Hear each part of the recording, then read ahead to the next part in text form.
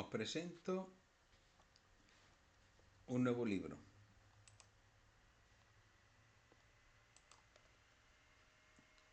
Algo largo, como en otra ocasión he dicho. Me gusta en los títulos poner información. En este caso se trata de la relación entre los gitanos y la colonización americana. Yo había escrito algún artículo sobre ello, pero aquí en este libro he querido yo coger y hacer una visión general de las políticas antigitanas en Europa, pero políticas antigitanas de países que son potencias de la Edad Moderna y que emplearon una política de deportaciones hacia América. Aquí, por supuesto, hablo de una efímera política de deportación penal por parte de la corona española, que he comentado, que habla de los primeros gitanos que llegaron allí. Fueron dos parejas de gitanos. Total, bueno, son dos parejas, son cuatro. Dos hombres y dos mujeres. Llegaron con Colón en su tercer viaje. Y estuvieron, pues bueno, fueron allí porque existían entonces conmutaciones de penas. En este caso, la pena que les tenía reservada era la pena de horca porque se ve que habían cometido algún homicidio y entonces se les dio la opción de poder participar en la colonización de América a cambio pues de conmutarse esa pena de horca.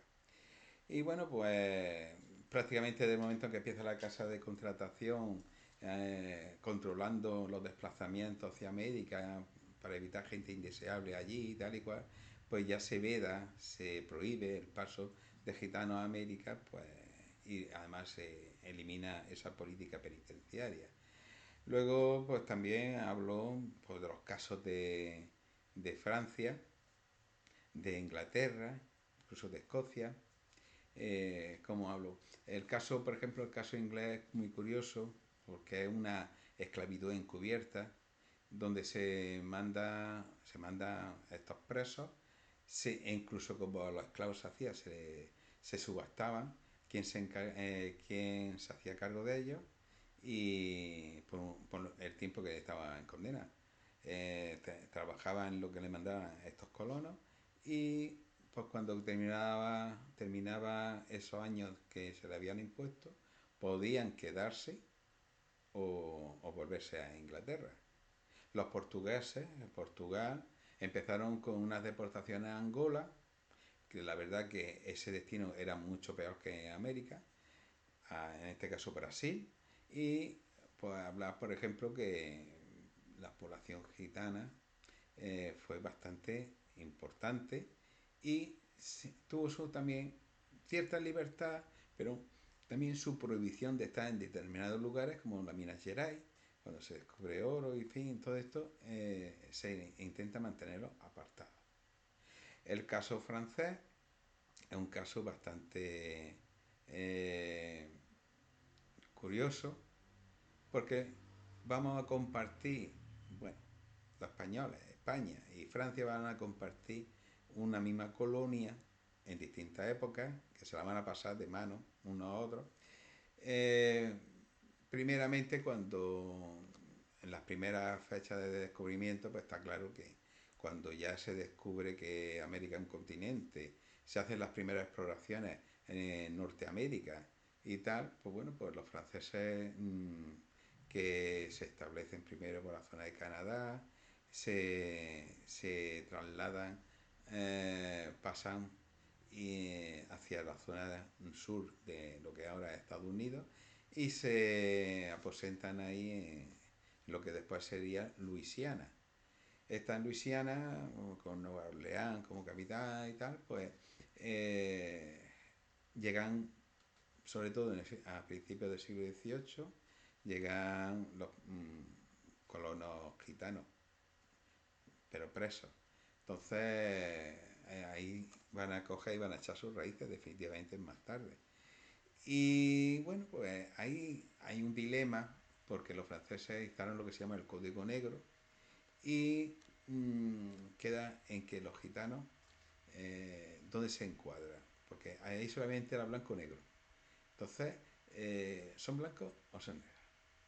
Y, y se consideran, se encuadran en blancos. ¿Qué es lo que pasa con el tiempo? Pues que ahí ya, como dice Ostendorf, hay una elección de sexo. O sea, una elección sexual por la que hay gitanos y gitanas, en este caso bohemian, que pasan a decidir a unirse con personas de color, personas negras. Lo que pasa que entonces los hijos ya no son considerados blancos, sino considerados negros. Sin embargo, hay otros que siguen siendo bohem y son considerados blancos con sus derechos y tal cual. ¿Qué pasa cuando llega y por los pactos de familia Francia decide compensar a España dándole la patata caliente, Luisiana, le llamamos patata caliente, porque ¿qué vecino tenemos al lado? Bueno, hay que decir que cuando estaban los ingleses, las colonias inglesas, el germen de lo que después será Estados Unidos, eh, y la colaboración que desde Luisiana y Florida se hace por parte española, que posiblemente es otra cosa, que otro campo de investigación que habría que ver, qué participación gitana hay ahí, porque los gitanos formaron parte de las milicias en Luisiana. Los primeros fuertes estos del oeste que se habla son fuertes franceses que después los cogen los heredan los españoles y en los fuertes hay gitanos, ahí están las milicias. Es más, hay guerras con los nativos, con los indios, mal llamados indios, pero bueno, con los indios, contra los indios de origen, que son los gitanos. Y aquí hay muertos, hay una guerra contra la tribu Nashe, en fin, y colonizan la zona de los Apalaches y demás.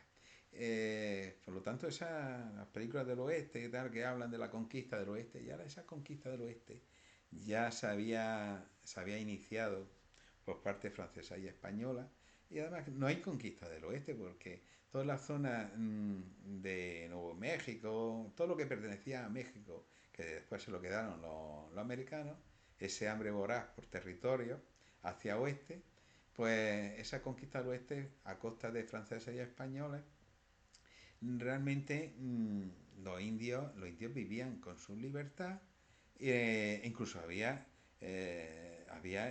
hablaban español y eran católicos. Y entonces, ¿quién era? No sé, había un jefe de tribu muy importante que hablaba perfectamente español. Ahora mismo no me acuerdo, no puedo acordarme de todas las cosas. El caso es que esa patata caliente tenía ese gran problema de vecinos, porque los americanos no se iban a quedar en esas colonias liberadas de dominio inglés, esas colonias independizadas.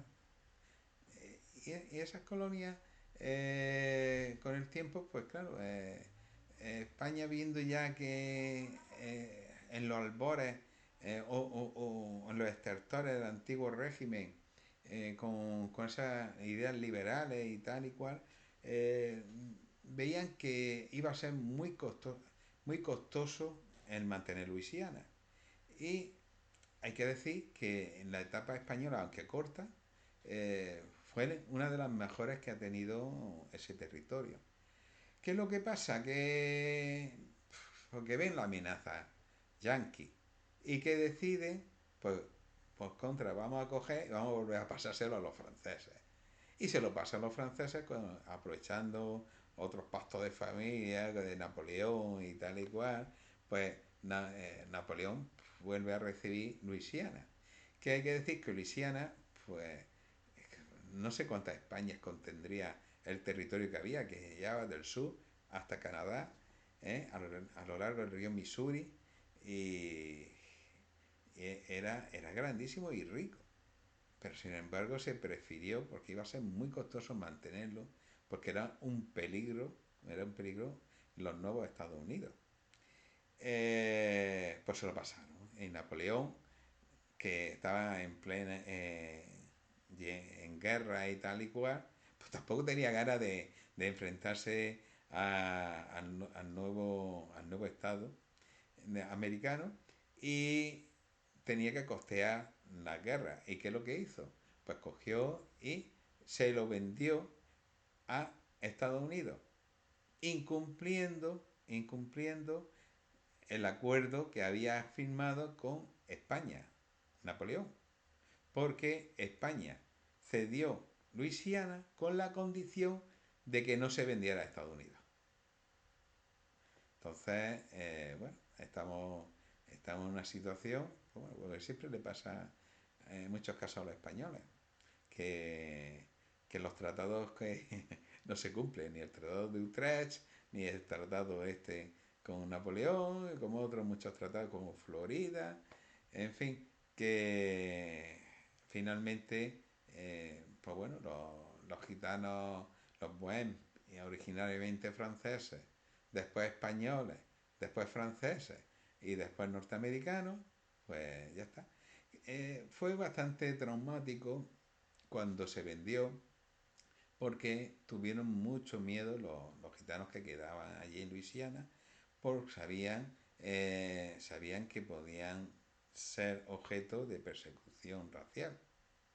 Pero bueno, dentro de lo que cabe, podemos decir, o que por las noticias que tenemos, es que los gitanos herederos de los pioneros, pues están muy bien considerados, y, y bueno, no sufre una persecución como la que se temió entonces en aquel momento.